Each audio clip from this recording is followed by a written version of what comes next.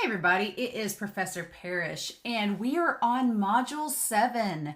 We're almost to midterm. It's kind of crazy we're almost to midterm, right? So we only have this week and next week for midterms, which is fun. A midterm will be around August 10th, and we'll talk about midterm when we get to it. But let's talk about Module 7. I've graded your papers, so you should have gotten feedback from me on Paper 1. In our module guide, we don't have a whole lot to talk about with poetry this week. We're getting into poetry. The main thing is in our textbook looking at saying and suggestion, so how things and imagery are put forth in poetry and what those imagery and different types of symbolic images used by poets could be suggesting to us as the readers. An entire page or two on imagery, and then the idea of figures of speech. So when poetry uses things not literally, but figuratively and metaphorically. So those pages should help to introduce poetry. I think one of the things, and you all talked about this in the discussion forum, one of the things that's challenging with poetry is how subjective it can be. And it can be just imagery that's not real, the imagery that's just suggesting things. And so the idea that there's not a lot of concrete items in poetry can kind of throw people off, that it's a lot of imagery that deals with things that are subjective or abstract or stuff that we're not used seeing like we do in fiction or drama. So I think that's problematic. And two, it can be that the author doesn't really give us any concrete meaning behind the poems. A lot of poets write poetry to be ambiguous and to be open-ended and for the audience to interpret. And some people dislike that because some people, they want a concrete explanation of here's what it means. And when the poet doesn't know what it means, they're just leaving it open to you. That can frustrate some people. So there's those pages, and then there's writing about a poem on page 1808 to 1829. That's a little bit longer of a section, but I think it's really nice for examining how people construct poems, and especially if you're choosing for this second paper to make your own poems, I think that section would be very, very helpful for you to look at in terms of writing your own poetry. So the only two assignments this week are the reading response and the discussion forum. It's a pretty quiet week. We'll talk about revisions here in just a moment, but I want to go to our two assignments for Module 7. And so I'll pull up the reading response over here. Let me get it all set up. Yep. And then we'll talk about the discussion forum too. So Module 7's reading response number 3. This is set up a little bit similar to the two reading responses we've done before. It is looking at chapters 15 through 20 in our textbook. So question 1 in the reading response, you should have a brief introduction and conclusion like you've done with the other reading responses. Question 1 is asking, what 4 poems did you choose and why did you choose them? So you're going to choose 4 poems. They can be short, they can be long. I picked 4 because most of these poems in our textbook are pretty short in length. So you could pick 4, short ones and have a decent sized poem. Why did you choose the 4 poems? What are they? That's an easy question. 2, based on the terminology in chapters 15 through 20, which term best fits each poem and why? So in our chapters 15 through 20, there are several terminologies that deal with tone, wording, pattern, form, how verses are set up, the type of verses. Is it a sonnet? Is it a ballad? Is it a haiku? What is it? And so for each of your 4 poems, which term do you think fits it best? It can be a term about imagery. It can be about the style of it. Just pick a term that goes with it and explain why. So question 1 was really short. Question 2 is going to be a bit lengthier, if that makes sense. And then finally, which poem of the 4 is your favorite and why? And which poem is your least favorite and why?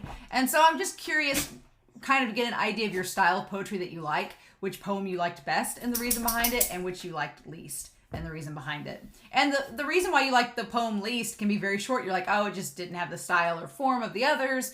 I'm excited to see how creative you guys are with these reading responses, especially about poetry, because again, poetry is very subjective. So there's no wrong answer. It's just all a matter of opinion. So that's the reading response for this week. And I'm hoping that explaining the terminology in question 2 here and how it fits each of the poems you picked, I hope that explaining that terminology will give you a better understanding of how you can incorporate that skill into your paper too. Because no matter what option you choose for your poetry paper, you do have to explain how the terminology applies to either the poems you create or the poems you analyze. So this will be a little practice in that. This will let you practice matching and fitting a term with a poem and explaining it. So consider this practice for paper 2. All right. And so the other assignment is going to be our discussion forum for the week. And so I'm really excited about this. Poetry Out Loud is a website where there's a lot of different poems that you can choose from. And there is a difference between poems that are read by you as an audience member and poems that are spoken out loud. So I'm really curious to see which poems y'all pick. But this website, I'll go ahead and click on it and show you. But this website has lots of different poems. You can read, it shows what the poem title is and who's reading it. Like there's celebrities like Anthony Hopkins is reading a poem. If you scroll down, there's poems read by Alfred Molina, who's like Doc Ock in the Spider-Man movies. Angela Lansbury, I love her. She's, Murder, She Wrote. She's Mrs. Potts from Beauty and the Beast. She's reading a poem.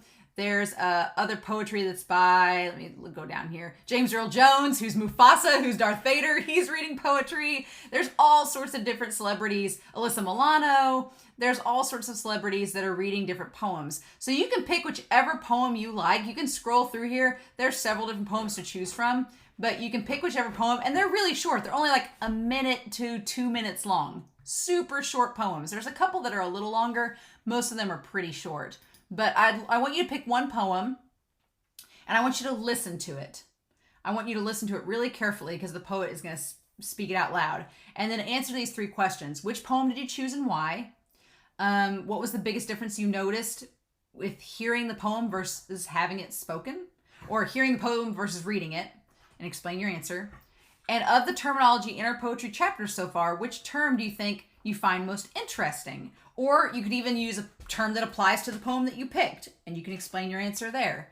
So I'm very curious. I really like this week's discussion forum because I feel like all the sections I've taught with it, the poems change each semester, and the students have a really fun time picking out which poem they like best and explaining their reasoning. So I feel like everybody picks really interesting poems, and some pick the same ones and some pick different. So that should be a lot of fun. So I'm excited to see which poems you all pick for this assignment. So the last thing I want to talk about for this week is your revisions. So like I said, I graded paper number 1. You should have those back. Paper revisions are due, I think I said 2 weeks from after I got it. So it would be October 10th, I think revisions are due. So not this weekend, but the next weekend is when those are due. And so as far as revising goes, I'm at home. So my computer at home doesn't have Word, of course. I'm a model student. So I wanted to explain to you some steps on how to revise. So should you revise? Let me say this. If you got an A or a B, probably not. You're probably fine. If you got an A or B, you're probably good. If you got a C or lower, yes, I would recommend revising. How do I revise? So what you'll need to do is open and here's the thing, if you submitted a PDF, then I wasn't able to edit the PDF, but I gave you advice. So if you submitted a PDF, then this step won't work. But if you submitted a regular document, open your paper in Microsoft Word. And if you don't have Microsoft Word, you can download it for free. I'll show you all how to do that here in just a second. But open your paper in Microsoft Word. You will see red lines on the left side of the page. Click on one of them. What that will do is it will open up and show you all the edits that I've made, and it'll show you my comments. When you see an edit, right click on it and select the option of accept insertion or accept changes, etc. And then you can also right click on comments after you're done with them and select delete comment and make the changes, save the changes, and email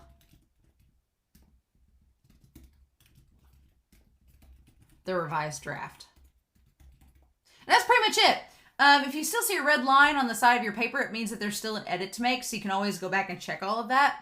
But if you don't have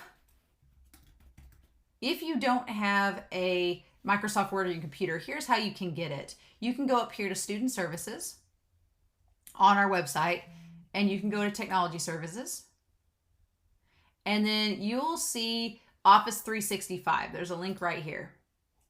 And Office 365, if you go to log in, you'll log into your email. Basically, log on to your Falcon Mail, and there will be an option up here in the right-hand corner that will tell you how to get Office installed on your computer. If you have any questions, you can always go to online@sic.edu, and they'll explain how to do that. All right?